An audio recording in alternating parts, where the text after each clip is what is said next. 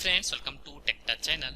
Today I am going to show you in this video how to completely disable Windows automatically resizing and snapping problem, or enable or disable automatically resizing and snapping problem in Windows 11 PC. So before we start the video, please subscribe my channel for more latest video.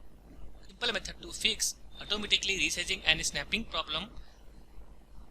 For that you need to open your Windows 11 setting.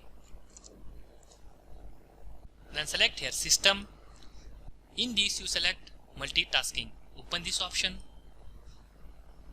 Now you can see snap windows. Automatically resize and arrange windows on your screen. If you enable this option, you should disable this option. After disabling this option, fix automatically resizing and snapping problem in Windows 11 PC. So thanks for watching friends. Hope you like this video. If you like this video, please like, share and don't forget to subscribe my channel.